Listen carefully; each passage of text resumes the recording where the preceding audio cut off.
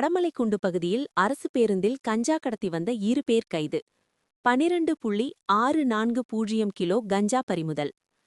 தேனியிலிருந்து அரசு பேருந்தில் கஞ்சா கடத்தி வருவதாக கடமலைக்குண்டு காவல்துறையினருக்கு ரகசிய தகவல் கிடைத்தது.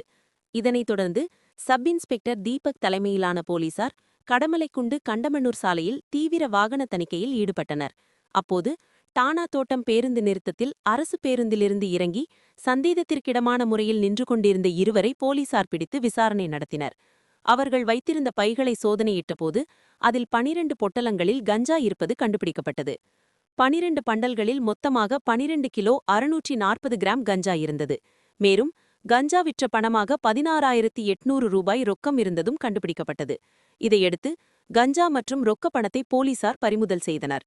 விசாரணையில் அவர்கள் திண்டுக்கல் மாவட்டம் விருவீடு பகுதியைச் சேர்ந்த பாண்டி, கம்பம் உத்தமபுரத்தைச் சேர்ந்த ரமேஷ் என்பதும் தெரியவந்தது.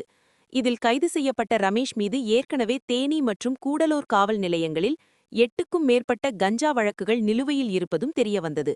மேலும் விசாரணையில் ஆந்திராவிலிருந்து விற்பனைக்காக கஞ்சாவை வாங்கி வந்து தேனி, கம்பம் உள்ளிட்ட பகுதிகளில் விற்பனை செய்ய திட்டமிட்டிருந்ததும் தெரியவந்துள்ளது.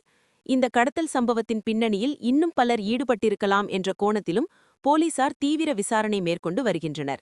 இதனைத் தொடர்ந்து இருவரையும் கைது செய்த போலீசார் ஆண்டிப்பட்டி நீதிமன்றத்தில் ஆஜர்படுத்தி சிறையில் அடைத்தனர். சம்பவ இடத்திற்கு விரைந்து வந்த காவல் அதிகாரிகள் கைப்பற்றப்பட்ட கஞ்சாவை எடை போட்டு பதிவு செய்து வழக்கு பதிவு செய்தனர். பொதுமக்களிடையே போதைப்பொருள் பயன்பாடு அதிகரித்து வருவது சமூகத்திற்கு பெரும் சவாலாக உள்ள நிலையில் இதுபோன்ற கடத்தல் சம்பவங்களை தடுப்பதற்காக மாவட்டம் முழுவதும் காவல்துறையினர் தொடர் வாகன சோதனை மற்றும் கண்காணிப்பு பணிகளில் ஈடுபட்டு வருகின்றனர். கடமலைக்குண்டு பகுதியில் அரசு பேருந்து மூலம் கஞ்சா கடத்தல் நடந்த சம்பவம் பெரும் பரபரப்பை ஏற்படுத்தியுள்ள நிலையில் காவல்துறையின் துரித நடவடிக்கையை பொதுமக்கள் பாராட்டி வருகின்றனர். மேலும் போதைப்பொருள் கடத்தல் தொடர்பான தகவல்கள் இருந்தால் உடனடியாக காவல்துறைக்கு தகவல் தெரிவிக்குமாறு போலீசார் பொதுமக்களிடம் வேண்டுகோள் விடுத்துள்ளனர்.